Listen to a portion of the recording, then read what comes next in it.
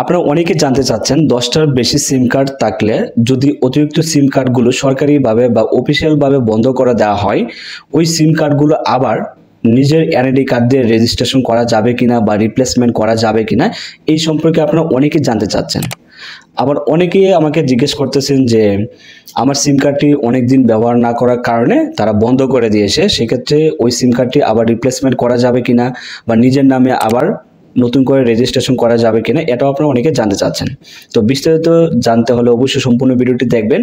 আর আপনি যদি আমার চ্যানেলটি এখনো সাবস্ক্রাইব করে না থাকেন তাহলে এখনই চ্যানেলটি সাবস্ক্রাইব করে বেল আইকনে প্রেস করে রাখুন। তো প্রথমত বলবো, আপনার সিম কার্ডটি যদি অনেকদিন বন্ধ থাকার ফলে তারা বন্ধ করে দেয়, সেক্ষেত্রে আপনি কি আবার পুনরায় রিপ্লেসমেন্ট করতে পারবেন কিনা বা রেজিস্ট্রেশন করতে পারবেন কিনা। তো যদি অনেকদিন বন্ধ করে রাখেন, যেমন 3 মাস যদি এক নাগাড়ে বন্ধ করে রাখেন, সেক্ষেত্রে আপনার সিম কার্ডটি তারা টেম্পোরারি ডিঅ্যাক্টিভ করে দেয়। সেক্ষেত্রে আপনার করণীয় হচ্ছে আপনি আপনার সিম কার্ডে রিচার্জ করবেন, সেক্ষেত্রে আপনার সিম কার্ডটি আবার চালু হয়ে যাবে। যদি 3 মাসের অধিক, যেমন 6 মাস 1 বছর ব্যবহার না করার কারণে যদি আপনার সিম কার্ডটি বন্ধ হয়ে থাকে, সেক্ষেত্রে তারা এটা পার্মানেন্টলিভাবে ডিঅ্যাক্টিভ করে দেয়।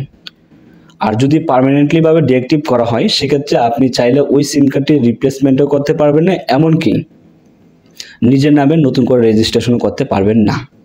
কিন্তু নিজের নামে রেজিস্ট্রেশন করার একটা টিপস আছে, ওই টিপসটি আমার এই ভিডিওর শেষে বলে দেব। তো এখন কথা হচ্ছে, যদি 10টার বেশি সিম থাকে আর অফিসিয়ালভাবে যদি আমার 10টা সিম রেখে অতিরিক্ত সিমগুলো যদি তারা বন্ধ করে দেয়, তাহলে ওই সিম কার্ডগুলোকে আবার নতুন করে নিজের নামে রেজিস্ট্রেশন করা যাবে কিনা বা রিপ্লেসমেন্ট করা যাবে কিনা। তো অতিরিক্ত সিম কার্ডগুলো যদি তারা অফিসিয়ালভাবে বন্ধ করে দেয়, তাহলে সেগুলো তারা পার্মানেন্টলিভাবে ডিঅ্যাক্টিভ করে দেয়। সেক্ষেত্রে আপনি চাইলে ওই সিম কার্ডগুলো পুনরায় রিপ্লেসমেন্ট করতে পারবেন না, এমনকি নিজের নামে আবার নতুন করে রেজিস্ট্রেশনও করতে পারবেন না। কিন্তু আমি একটা টিপস আপনাদের কাছে শেয়ার করব, ওই টিপসটি ফলো করলে আপনাদের কাজে আসতে পারে, যে আপনার যে পছন্দের যে সিমটি আপনি চাইলে আবার নিজের নামে রেজিস্ট্রেশন করতে পারবেন।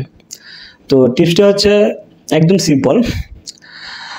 যদি আপনার সিম কার্ডটি পার্মানেন্টলিভাবে বন্ধ করে দেওয়া হয় অফিসিয়ালভাবে, সেক্ষেত্রে তারা কি করে, নতুন করে আপনার নাম্বারটি আবার মার্কেটে সেল করে বা আপনার সিম কার্ডটি আবার মার্কেটে বিক্রি করে।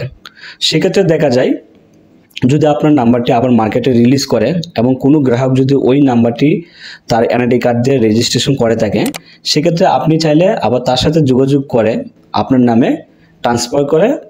রেজিস্ট্রেশন ট্রান্সফার করে আপনার নিজের নামে নিতে পারবেন, যদি ওই গ্রাহক আপনাকে দেয়।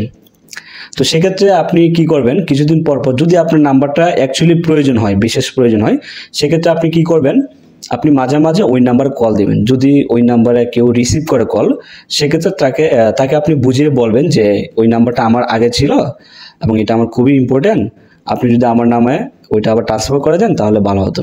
এবার আপনি যদি বুঝিয়ে তাকে নিতে পারেন, তাহলে আপনি চাইলে ওনার ট্রান্সফার করে আপনার নিজের নামে রেজিস্ট্রেশন করতে পারবেন। তো এইটাই হচ্ছে একটা টিপস।